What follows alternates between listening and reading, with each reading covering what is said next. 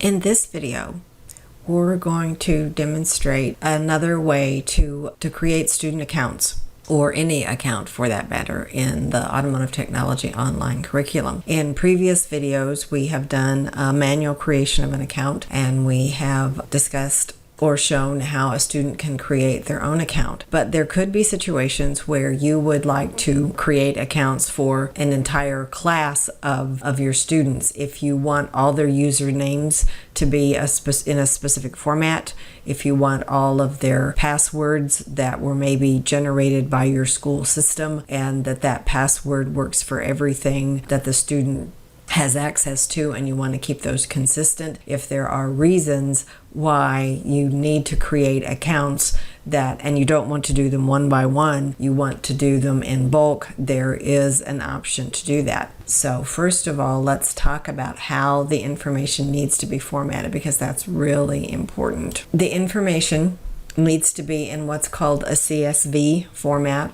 It's a little bit like Excel, but it's comma separated as opposed to being in an Excel spreadsheet, but it looks very much like that. But the thing that's most important are the titles of the first line, and they have to be the username, first name, last name, password, email, and city. Those are all required columns that you have to have. And then the student's username, their first name, last name, password, maybe. If you want one, I have left one blank because there is an option in the system that allows you to have the system create a password. So I wanted to demonstrate that, so I left that one blank, although you do have to have the column there. You have to have a column that represents that field of information. And then email addresses and city.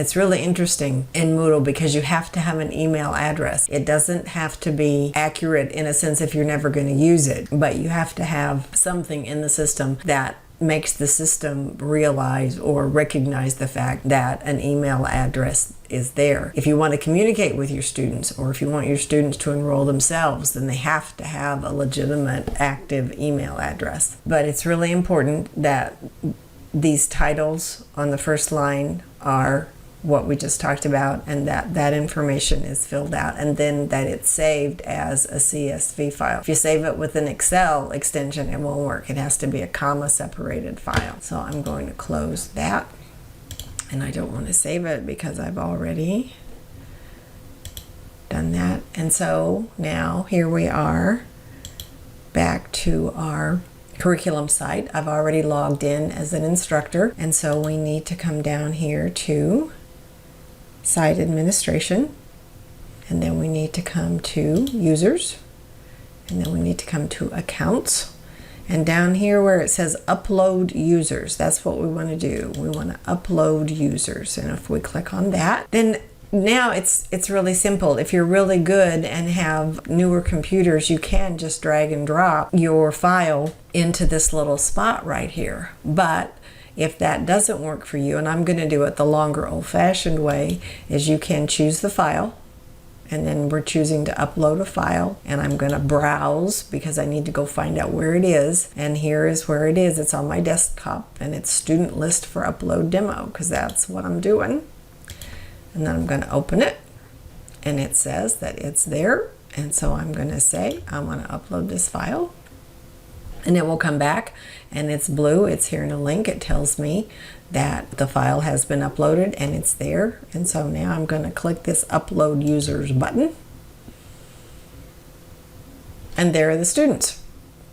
That's the first line that indicates what column names are, and here's all of my students. And so the information, just double check it that it is what you want it to be, and then you have some options.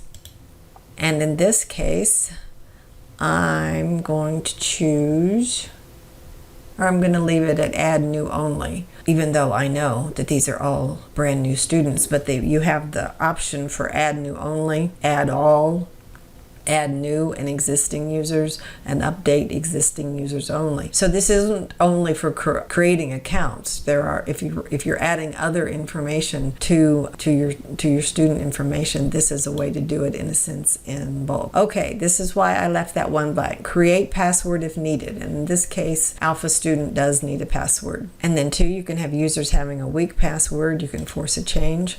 But I'm going to force a change for everybody. I want the students to log on the first time and create their own password and then hopefully remember it. And then this is really good to prevent email address duplicates. You usually want that to be a yes.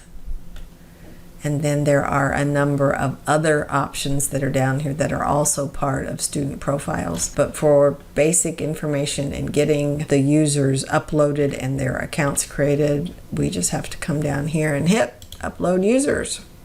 And there they are. We created 10 users. Users having a weak password 0. Errors are 0. And now this statement up here says it was generated in cron. That's a behind the scenes program that has taken care of it. So again, double check. This is what you wanted. Everything is good to go. And we're going to continue. And we're back to where we started. So if you have another set of students that you need to upload, then you're good to go. You can do that. I'm just going to go back home, and I'm going to come down to site administration, again to users, accounts. Now I just want to browse the list of users. And if I want to, because all my students have the last name student, I can filter by last name, and there are all the students that I just uploaded all in one fell swoop. And if you click on one of their names, then you can go to their profile and you can edit their profile. And that will give you all the information about them and know that they have been created and they are good to go. I wanted to bring up a copy of the email that the student gets when they're given a temporary password. When you're uploading students the way that I just did, and we left out a password for the student and the system generated it, then that student, Alpha student in this case, will get this email which tells them that their account's been created, there's their username, and this is the password, and that's the password that they should use the very first time that they try to log on and then create their own password. In some email programs, this is going to be a link, and so you could just click on it. In this case, it's not, so Alpha student would have to cut and paste that URL into a browser, and then that would take them to their curriculum site, and then they could log in, change their password, and then they'd be able to see all of the modules that are in the curriculum. So it's a pretty easy system. I think it's pretty straightforward. I hope that you found this helpful. Thanks for watching.